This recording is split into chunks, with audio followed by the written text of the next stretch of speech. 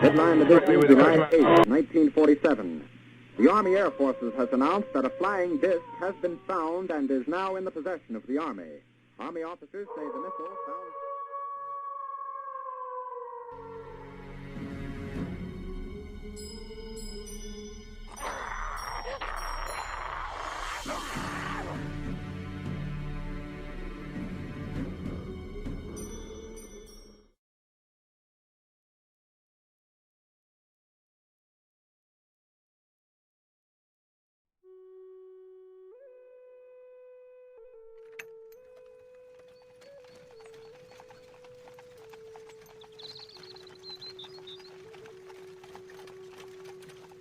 There have long been tales of lost civilizations and strange peoples that have faded into the sands of time.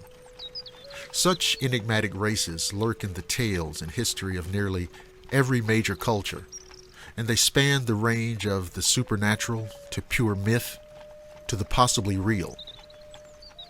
One tale of a mysterious lost race comes to us from the Appalachian Mountains of the United States, and it tells of a strange race of albino, sun-fearing beings who supposedly roamed this land long before even the natives arrived. In the untamed wilderness along the southern Appalachian Mountains of the United States, the native Cherokee people have long told of a strange race of beings they called the Moon-Eyed People. This mysterious tribe was supposedly smaller than average humans, almost dwarfish in nature, very pale skin like pure white alabaster, with shocking white hair, generous beards and body hair, and inhumanly blue eyes, sensitive to light to the point that they were said to be unable to see in the daytime, hence their name.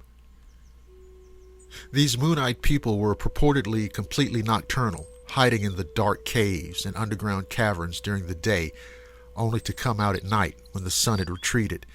And indeed, sunlight was said to be enough to kill them if they ever got caught out in the open during daylight hours.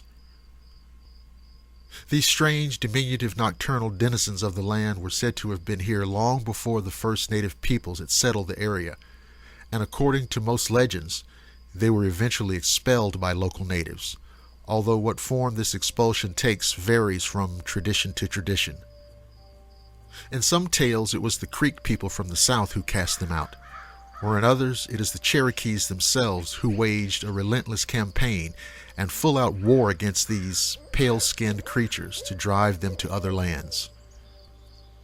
The American botanist, naturalist, and physician Benjamin Smith Barton wrote of these people and their downfall back in 1797 in his book, New Views of the Origin of the Tribes and Nations of America.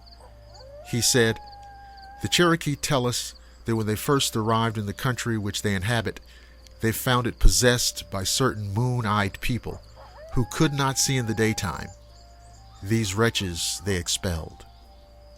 Whatever happened to this enigmatic race, their legacy has supposedly remained behind in the ancient rock structures and mysterious pre-Columbian mounds and ruins that dot the landscape along the Appalachians from North Carolina all the way down through Georgia and Alabama, all said to have been created by the Moon-Eyed People. Perhaps the most famous of these is an 850-foot-long stone wall dated to 400 to 500 CE, which meanders through Fort Mountain State Park just over the North Carolina border in Georgia, and is said to be a vestige of the bloody war between the mysterious Moon-Eyed People and the native Cherokee. There are countless other crude rock structures, walls, mounds, and forts scattered all along the Appalachians, as well as anomalous carvings, figurines, and a soapstone carving of conjoined figures now on display at the Cherokee County Historical Museum, said to be of these strange people. And no one really knows who made any of them except for the Cherokee themselves, who say it was the work of the Moon-Eyed People.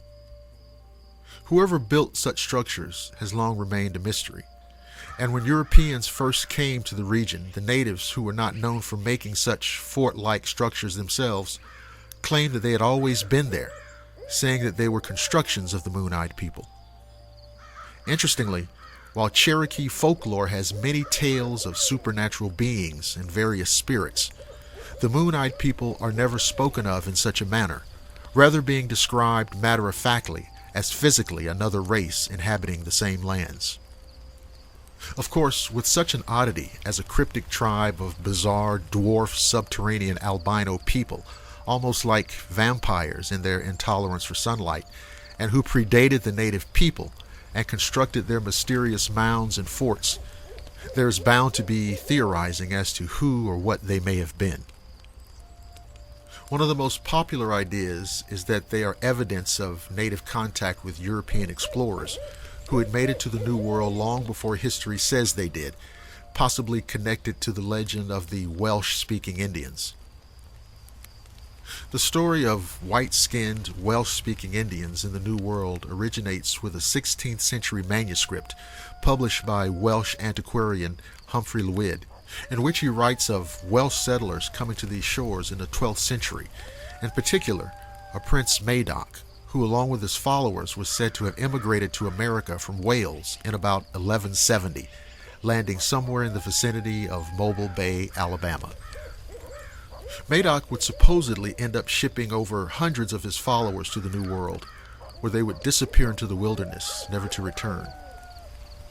In the following centuries, there were many stories of fair-skinned, blue-eyed natives who spoke a form of Welsh from the area, and these have been speculated to have been the descendants of these settlers. Indeed, there are many tales of blue-eyed Indians from the so-called New World, and perhaps this all has some part to play in the mystery of the Moon-Eyed People. Another idea put forth by Benjamin Smith Barton is that they were out-of-place descendants of members of the Guna people of Panama, who have such an uncommonly high rate of albinoism that they were once referred to as the White Indians, and who were reportedly able to see better at night. Another theory is that, rather than go to war, the natives of the land actually integrated with the Moon-Eyed People and absorbed them. Still, other more far-out theories are that these were some other species of human, a new race, or even ancient astronauts from another world. It is still unclear who or what the Moon-Eyed People were or may have been, and they remain a distinctly enigmatic lost civilization, if they ever existed at all. Who were these albino, sun-fearing people? Were they some lost race, descendants of pre-Columbian explorers, or even a new species, or alien interlopers? Or were these just a figment of folklore and myth?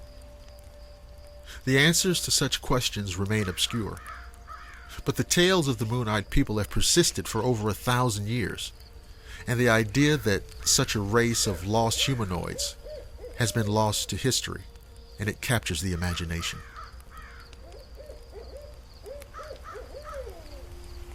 Thank you for listening to the Shadowland radio show. If you're listening on the Blackwater Media YouTube channel, don't forget to like, subscribe, and share. You can also listen at blackwatermedia.net and the Blackwater Media Facebook page.